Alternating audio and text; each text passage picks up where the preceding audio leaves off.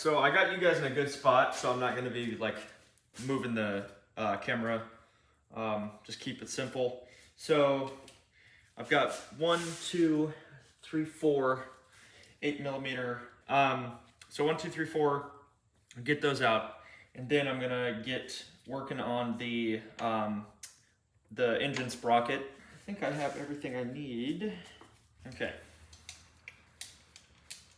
Okay, let's see how far we get. I'm not sure if I took that one out or I'm missing a bolt. I wouldn't be surprised if I'm missing a few, or just sheared them off, or they fell out, or God only knows. When I take everything apart, it's gonna give me an opportunity to make sure it's all accounted for.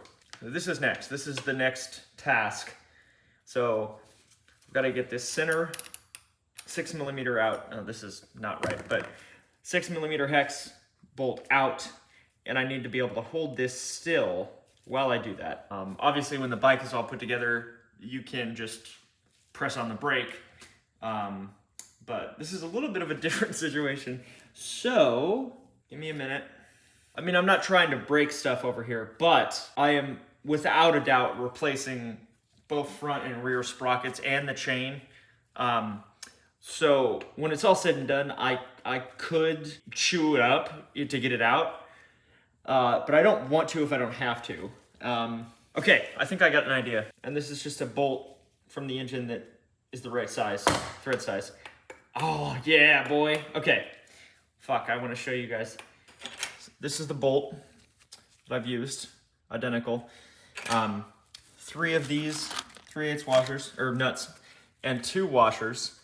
So there's about a 1/4 inch of play, but what it's gonna do is it's gonna keep this sprocket from moving because the washers are holding it. So that's actually pretty fucking cool.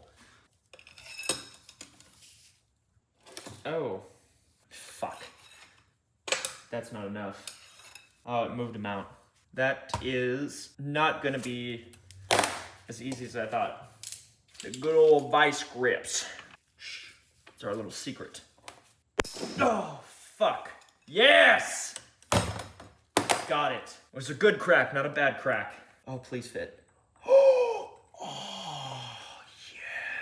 I paid like fucking like $28 for this one socket, and then I realized that I didn't need it for what I was doing, so it felt like a waste of money. But oh boy, yeah, shit. I mean, check this out. All right, 3/4 inch square steel, 3/4 inch drive socket. Bam. So if I don't really have to get crazy with it, I should be able to put my crescent wrench on here and break this bitch loose. Otherwise, I have to get extra creative and potentially have to weld an extension. But we'll cross that bridge when we come to it. I feel like I'm about to lose some skin. I'm gonna have to have like if I ever like actually start making videos, I'm gonna have like one of those like jackass warnings at the beginning. Do not try this at home. I would say the professional part, but that is not true. But I'm definitely gonna need, I don't wanna get sued, because this is just the furthest thing from the right thing to do. Oh boy. I had to redecorate a little bit because this was my centerpiece on my work table. But this might actually work. So my plan is if I can get the chain wrapped around this and then I can grab both ends and then maybe use the vice grips, I can hold on. That's it, yeah. So we've got a 1/2 inch drive air impact, 11mm. That is gonna go right here. We're gonna weld that bitch together. And then I will have my 32mm with a 1/2 inch drive and a little bit of an extension, which will help.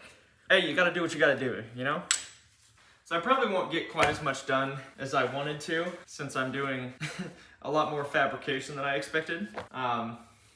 But I think if I can make this, get that loose and then pull the sprocket, I will be very happy with myself, especially on a work night. So I'm gonna take a little intermission and then we'll get to welding.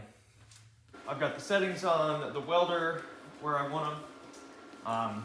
I've misted everything with water, so it won't spontaneously combust, or we will, you know, who knows. I've got the C-clamp and my parts laying on some bare 1/4 inch that's grounded. Without further ado, let's make a tool.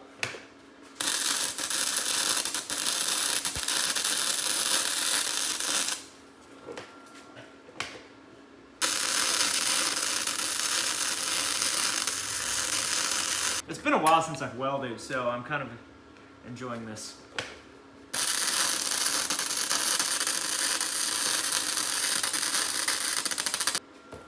Stay. So since this is a flux core welder, I'm not using shielding gas, which is why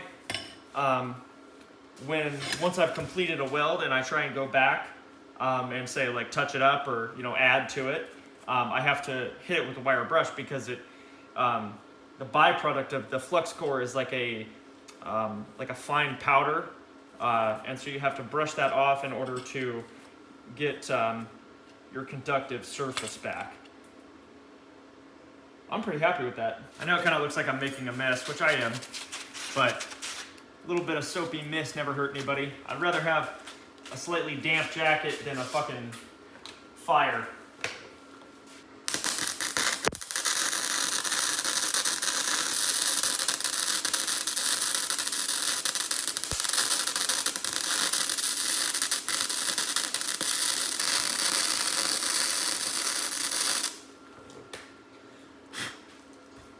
Very nice.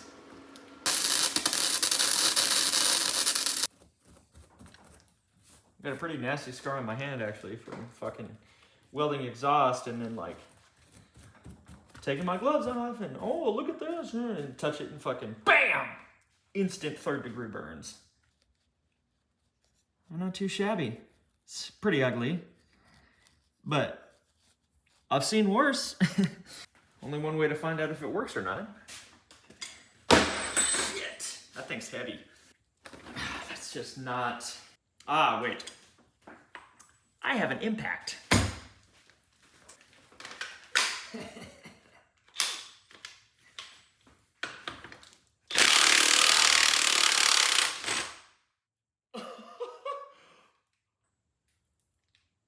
Would you look at that? That shit was beautiful. Bro, this didn't even exist 10 minutes ago. How do you like that? Well, fuck me, dude. That is cool. God damn. Yeah. I'm proud of myself. And that is the shit I live for. That right there. Yeah. Yeah. All right, well, with that, we're gonna call it a night. Got ourselves a new socket that I can use. Probably this thing will probably outlive me, to be honest. Got the sprocket off. Got those 3 bolts out. Tomorrow night we will pick up pretty much where we left off here and start taking off the 12mm crank bolts and get those 2 halves apart. Thanks for joining me. Till the next time, everybody.